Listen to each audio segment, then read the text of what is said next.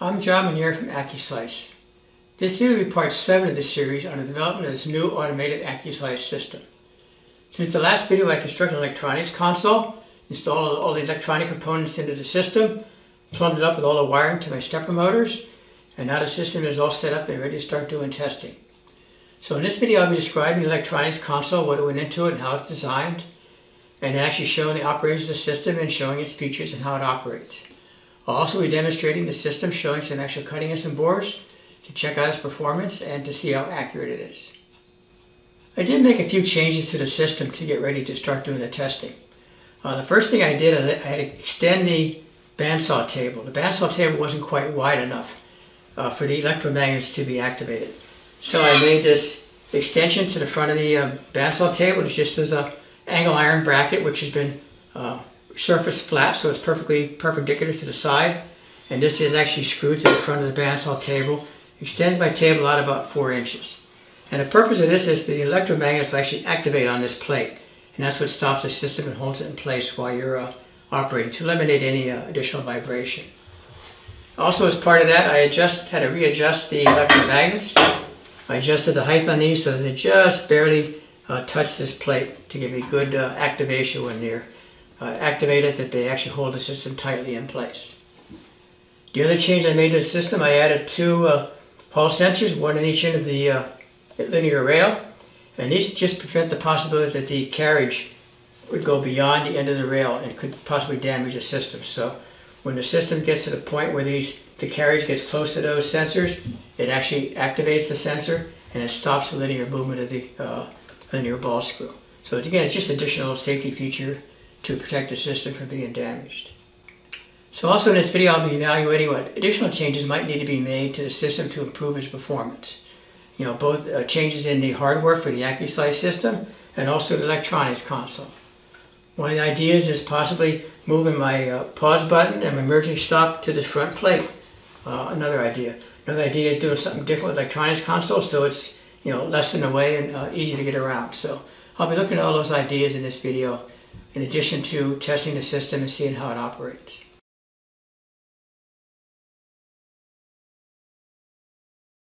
I'll begin by describing the electronics console. This is a large metal box with a slanted top.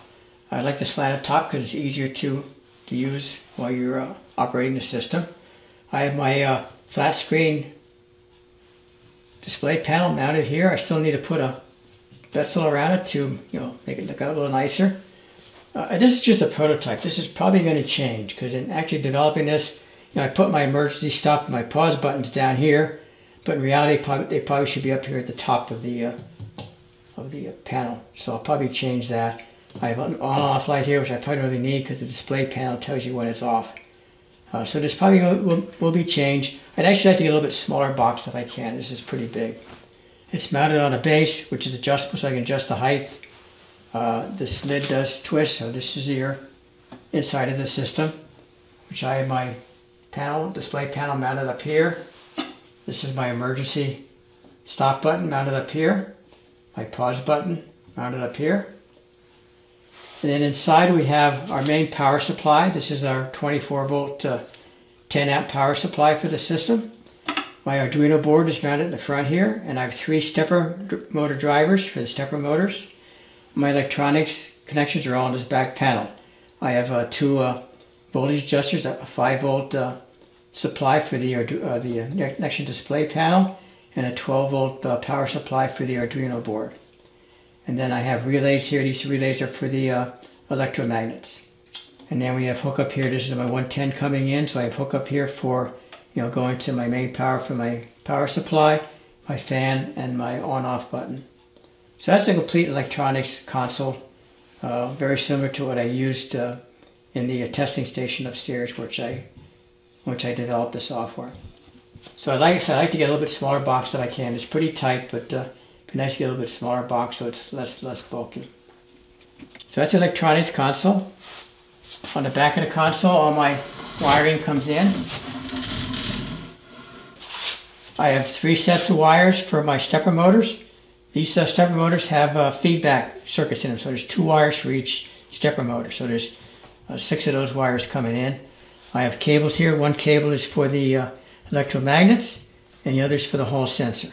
So that's all my input from the system. So there's 2, 4, 6, 8 wires coming in, plus my power supply coming in. On-off switches located on the back.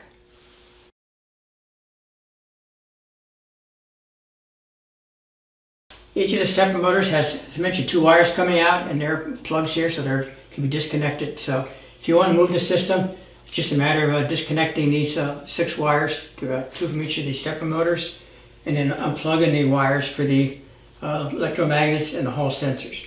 So the system can be moved easily away from the electronics console.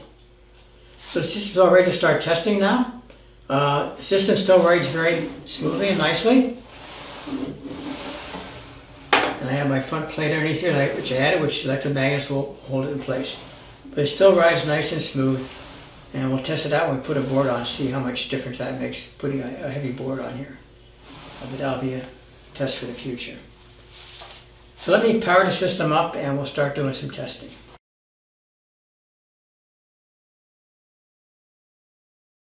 So I just powered the system on. Let's go to the manual screen.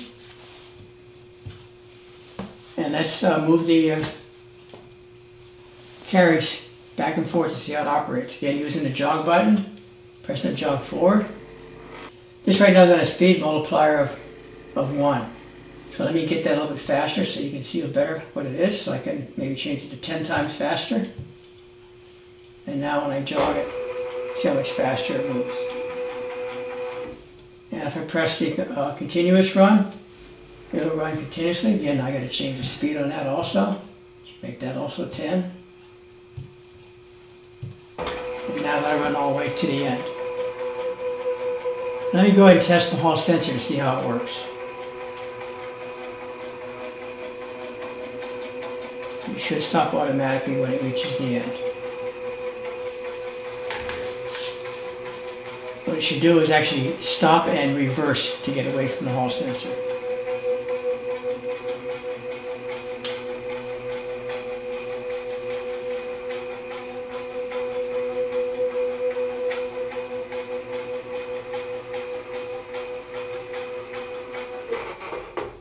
Which it did, so stop automatically. And take it to the other direction.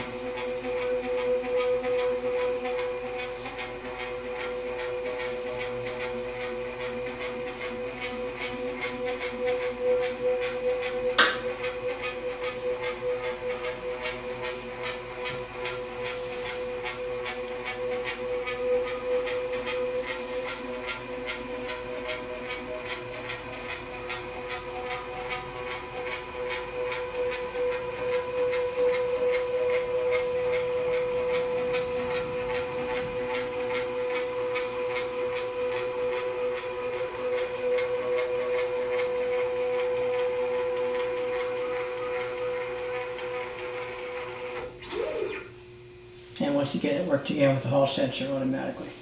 So that worked good. So next on my system, I have dual stepper motors. And we designed 2 stepper motors in this because in my previous system, I had 1 single stepper motor in the center. And just gave it a possibility to sync twisting. So by having 2 stepper motors, I know I'm going to have straight linear movement of the system, on both ends. So it should be less twisting or movement of the system. Should be more accurate. That was the idea, to make it more accurate. But I had to synchronize these. These are all synchronized together so that they operate exactly at the same feeds and speeds. So they should match up quite nicely. So again, we can increase those to move them, forward and backward. These actually move quite slowly. And I don't have a speed adjust on this because I don't want these to move too quickly. You want to do a slow, steady movement on these because you want to be very accurate. There was one change. The stepper motor for linear travel is 200 steps per revolution, which is about, I think it's 507 steps per inch of travel.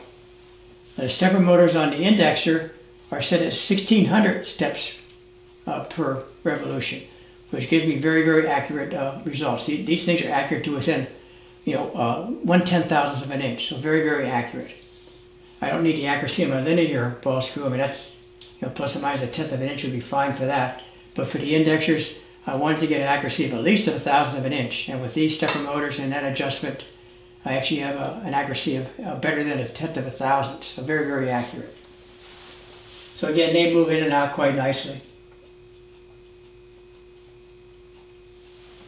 All right, electromagnets are here. There's two electromagnets. These electromagnets are 4 inches long by about 3/4 of an inch wide. And they each hold 200 pounds of force. So I have 400 pounds of holding power holding this table to the mounting plate on the front of the bandsaw table.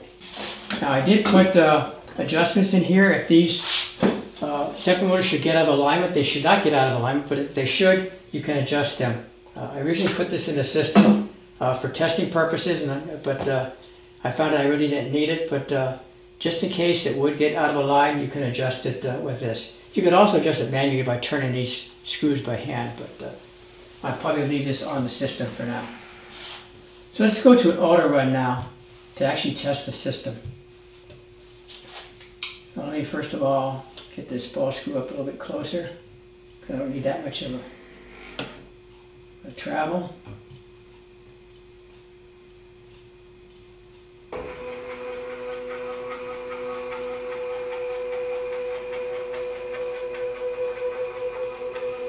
Okay, let's just run some 10-inch boards for our testing. So we'll go to auto run here. So I'm setting up my forward speed. Right now it's set at 10 inches per minute. Typically when I'm running boards, I like to cut boards between 5 and 15 inches per minute. The slower you cut, the smoother the cut. Because what's happening as you run the board slowly through the bandsaw blade actually acts like a planer and smooths out the sawtooth marks. So the slower you cut, it actually the bandsaw blade actually smooths out those bandsaw blade marks. I have a pretty coarse blade on here. This is a 3 to 4 tooth blade, so it's pretty coarse for doing some testing. So I wanted to run pretty slowly. Normally I like to use either 8 or 10 teeth per inch blade, but this is a thicker or coarser blade for doing some testing. So I have my forward speed set to 10 inches per minute. When it goes to the end, comes back, I want it to come back faster so that it takes less time. So that's set to 25 inches per minute. I set my board length to 10 inches. We're doing a board kerf. My kerf of my blade is 45 thousandths, and I'm doing 100,000th inch thick boards. And right now I'm just going to cut one board. So now we're all ready to start. I'll press start, and what's going to happen is it's going to start. It'll move the indexer in, the blade curve plus the thickness of the board you want to cut, and get ready for your first cut. It'll then move the system through the bandsaw blade. At the end, it'll then move it back away from the bandsaw blade so that it doesn't touch the bandsaw blade when it reverses. Then it reverses back to the starting position and then moves backward that same distance to get ready for the next cut. So here we go, we'll start it. So when you first start, it downloads the data from this display panel to your system, sets the positions, the X and Y positions to 0. It just moved in the indexer to the starting position. Now it's running the board through your bandsaw blade at the 10 inches per minute rate.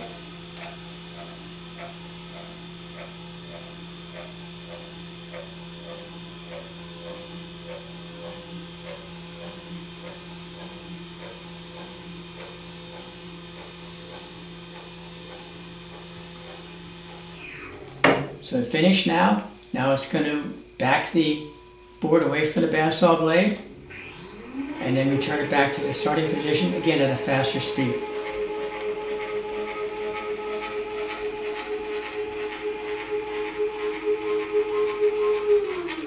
And then stop. So let's run a series of boards. Say we wanted to run 4 boards, but to speed this up, let me increase the speeds here. So let me do a forward speed of, let's make that, let's make it 25 inches per minute. And let's make the reverse speed maybe 30 inches per minute.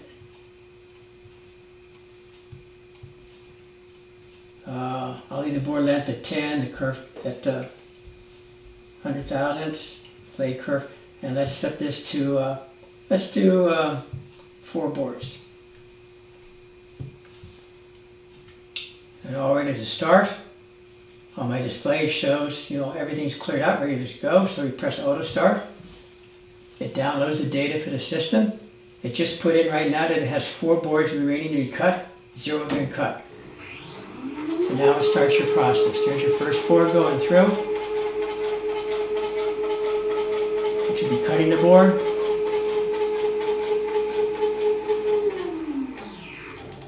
Reverses it back, wait for the bandsaw blade. Returns it back to start. It shows now that 1 board's been cut, 3 remaining to be cut.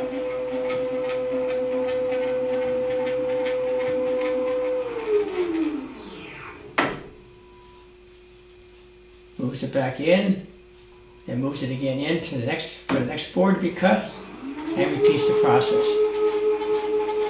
And does that 4 times, once for each of the cuts. Updating the screen here, it shows now that 1 board is cut.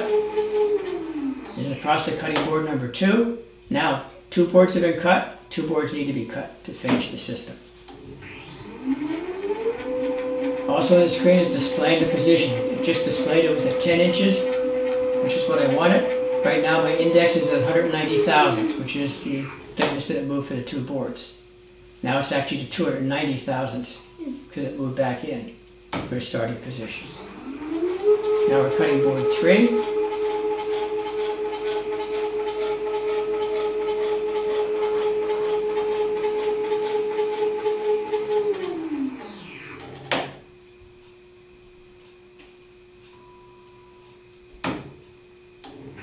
And I finished board 3. Now it says I have 1 board remaining to be cut.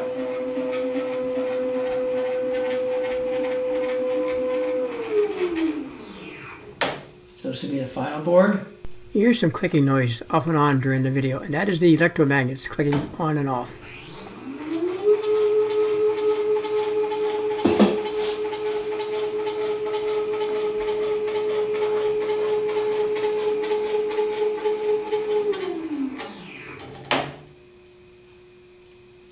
And now it shows that 4 boards have been cut, 0 remaining to be cut, and the system's done. When it's done, it'll stop automatically and that'll finish the system. And that completes all 4 boards being cut. So next, now we're ready to start actually slicing some boards. So let me put a board on the system and we'll actually begin some testing.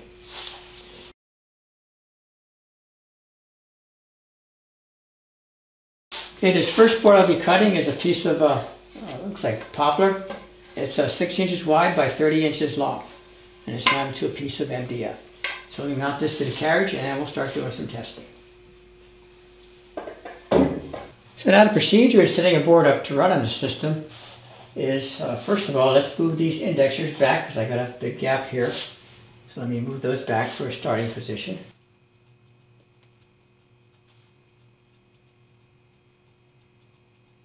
Okay, now I want to move the board so it just touches the side of the bandsaw blade. So I got to move the carriage forward a little bit.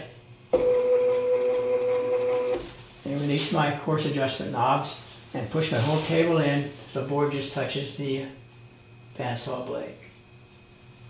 And then I can tighten these 2 knobs to lock it in place. Now I want to move the board back about 1 inch in front of the bandsaw blade. So I can use my jog button to do that. Okay, so I got about 1 inch gap there now, or maybe a little over 1 inch. My board is 30 inches long. I have 1 inch here. I'd like at least another inch for the blade, plus another gap. So I probably want to make the board maybe 32, 33 inches long. I'm going to set my board length to, let's make it 33 inches, so I know sure it's plenty of coverage.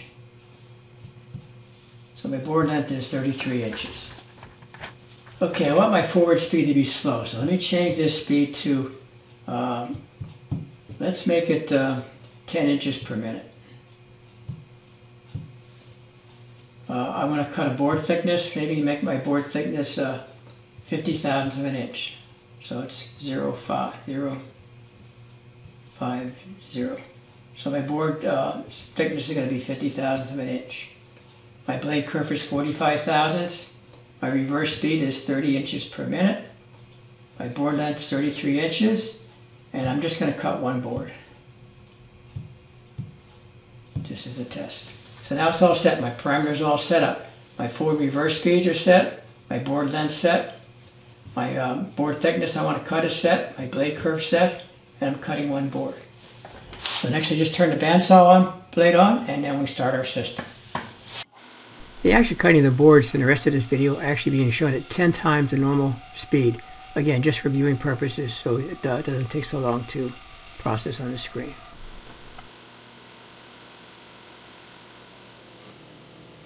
So there's my board that was cut off that system. You can barely see the blade marks. And that was a 3 to 4 tooth per inch blade, a very, very coarse blade. With an 8 or a 10 teeth per inch blade, that'd even be better. And that was my first sacrificial cut, so the board wasn't perfectly straight. So now let me actually cut some real boards, and we'll measure the thickness and see how we do. Now the system's already set up for the last cut, so there's nothing to change as far as moving anything. All my parameters are good, so let's leave them where they are. So now instead of cutting one board, let me cut 2 boards. So I'll change that to 2. So repeat that process twice, so we should get 2 boards, and then we'll measure them and see what kind of thickness variation we get between the 2 boards. So we're all set, our parameters are all set. I'll turn the bandsaw blade on and start our run. As I mentioned earlier, I am running this video at 10 times the actual cutting speed, again just for viewing purposes. But I'm actually cutting this board at 10 inches per minute, which is probably much slower than you would normally cut using the standard Accu-Slice system. But always the slower you cut, the smoother the cut. And I'll get nice smooth cuts on all these boards.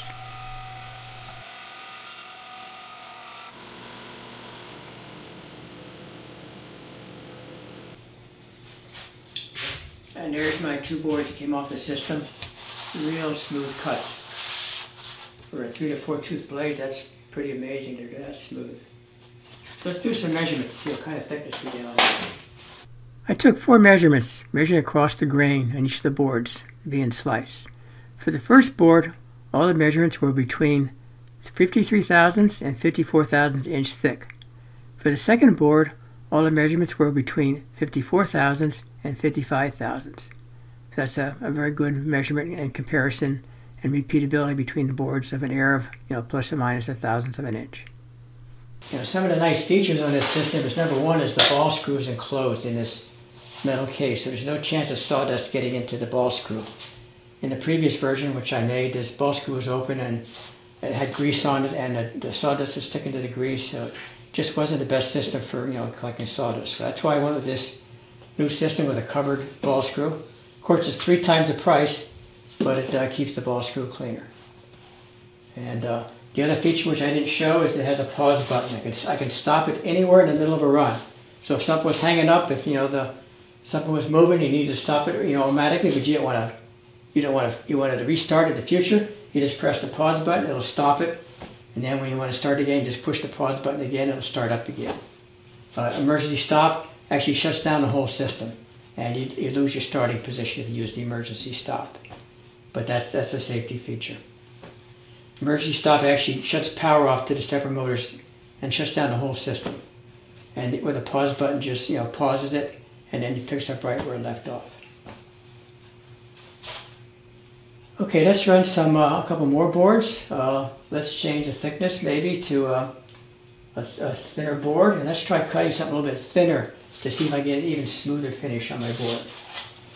So let's first of all let's do a board thickness of maybe 30 thousandths of an inch instead of 50. So now my board thickness is 30 thousandths. Let's cut 4 boards, and let's change our forward speed. Let's lower it down to let's make it 6 inches per minute. And our reverse speed, let's speed it up so it goes faster in reverse. So let's make that let's make it 40 so it goes back pretty quickly. So what I have now is I have a forward speed of 6 inches per minute, a reverse speed of 40 inches per minute. My board length is still 33 inches. I'll be cutting boards 30 thousandths of an inch or 30 thousandths of an inch thick. my kerf is fine, and I'm cutting 4 boards. So now we're ready to start, and I should really get 4 boards out of this. And make sure I have enough wood here. I think I have enough wood. Again, if I see I don't have enough wood, I can always push the pause button or the stop button and get out of the system. So let me go ahead and get started, and we'll cut 4 boards, supposedly 30,000 of an inch thick. I'm going to start off here showing this video at the actual cutting speed, so you can actually see how slow 6 inches per minute is, because you would never want to cut that slow manually. Now I'll speed it up to 10 times the actual cutting speed, again just for viewing purposes.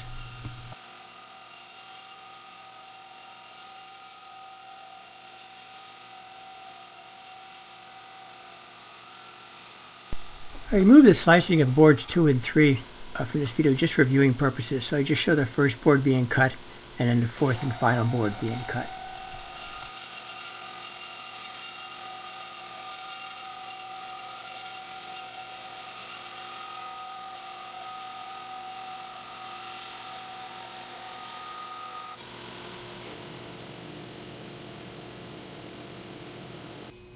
At 32 thousandths. 32 thousandths. 32 thousandths. This was measuring there. This was the first cut, in which one side was cut at 10 inches per minute and the second side at 6 inches per minute. So that may be the difference in the saw marks on the board. So this went around, right around 26 thousandths of an inch thick, 27 thousandths of an inch thick. So this one was thin. This is the first cut. But the last 3 were good. Now it's amazing the difference between, even when I cut this board at 10 inches per minute, the board's pretty smooth, but this board was cut at 6 inches per minute, and even that is a difference. I can see the difference. This top board is 10 inches per minute, this bottom board is 6 inches per minute. This is almost, smooth. Really good. So just as a comparison, let me run a board at 20 inches per minute just to see what the difference might be in the surface finish. So let me change my setting here. Let me do a forward speed of 20 inches per minute. I'll leave the reverse speed where it is. I just cut a single board here. So I'm cutting one board, 20 inches per minute, forward speed, 20 inches per minute forward speed, 40 inches per minute reverse speed. And again, 30,000 inch thick board.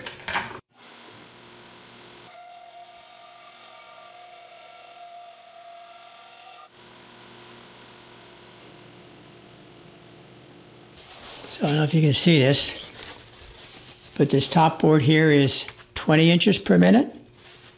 The second board is 10 inches per minute, and this is 6 inches per minute.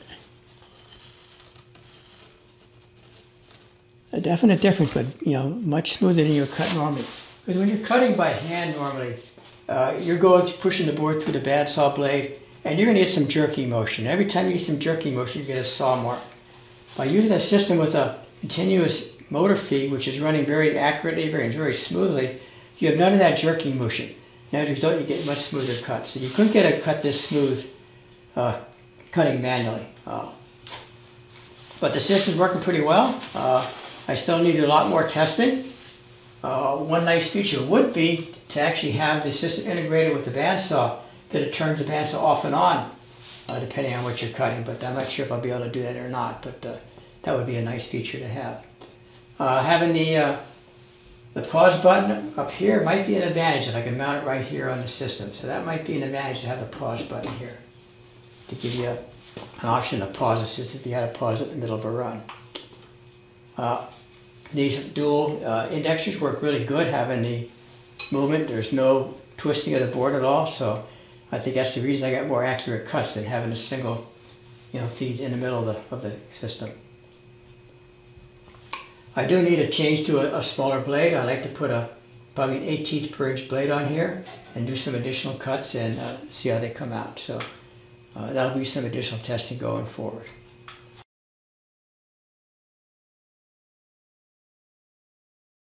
This concludes this video on the development of the new automated Accu-Slice system. In this video we described the development of the electronics console and a total incorporation of all the parts to make the system fully operational. And I'm quite pleased with the performance that I've shown with the system to date. This is actually the second version of the Automated Accu-Slice System. With an initial prototype version we developed about 1.5 years ago, but this system is a major improvement over that version. The system includes a larger and heavier index table, covered linear ball screw, and legs to support the system to give additional support and stability. I still want to do some additional testing with the system. I'm going to be trying some different size bandsaw blades and cutting some boards at different thicknesses and widths. I also have a few additional ideas, some design changes that will be incorporated into the system to further improve its performance. So I'll be showing those in future videos. Once again, thank you for watching this video. If you have any questions or concerns or comments, as always, please give us a call or drop us an email. And thank you for watching.